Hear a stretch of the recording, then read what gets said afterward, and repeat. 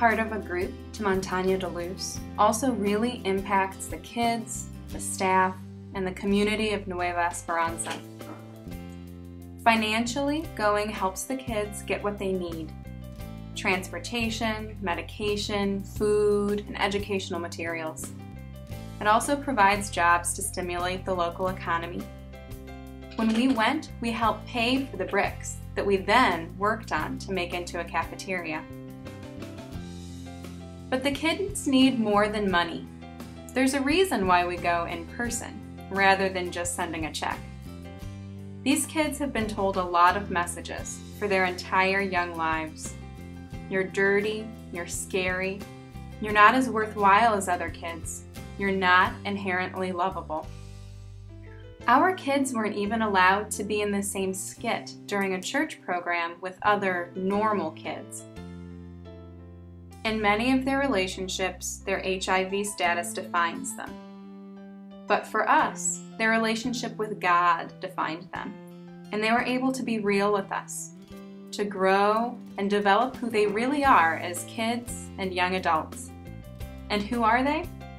They're exuberant. They're funny and charming. They love dancing and singing and cookies and soccer, and are held in rapt attention by a magic show. Most importantly, they knew they were loved, unconditionally, without questions or reservation.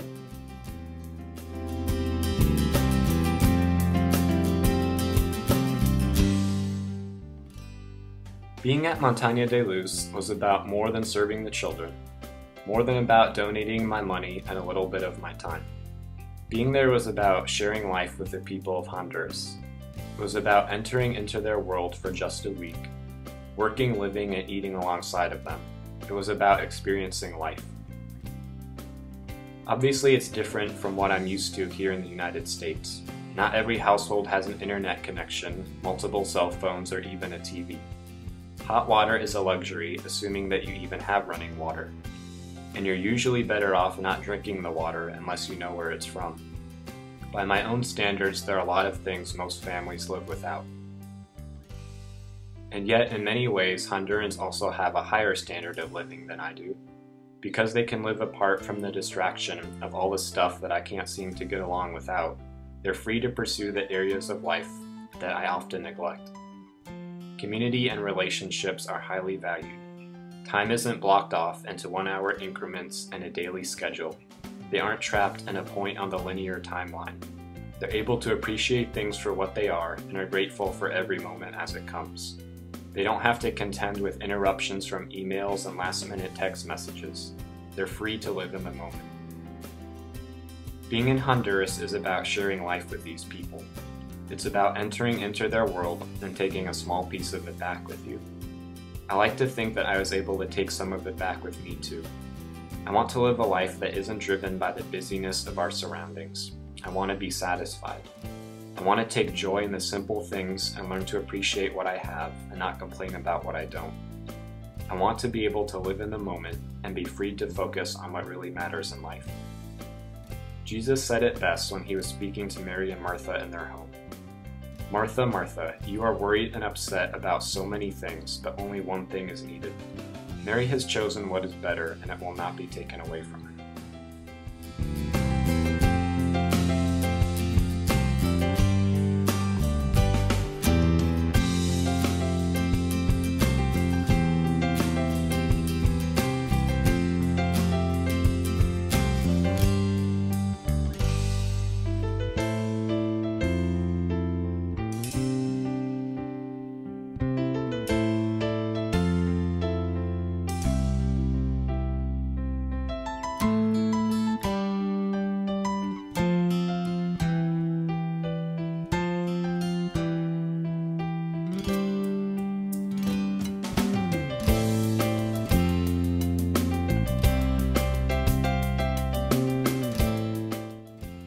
We might take a week to travel around the world to live and serve in community with others.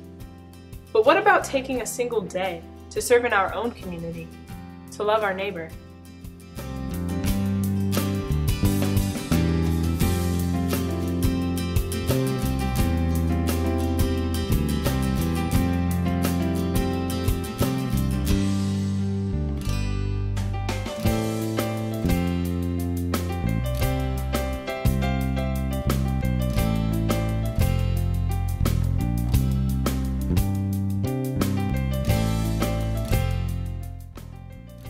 experience in helping others is more enriching than that of receiving riches.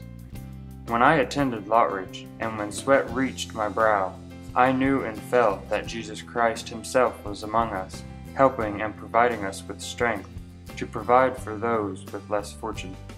I think everyone should volunteer and help your neighbor as God asks of us all.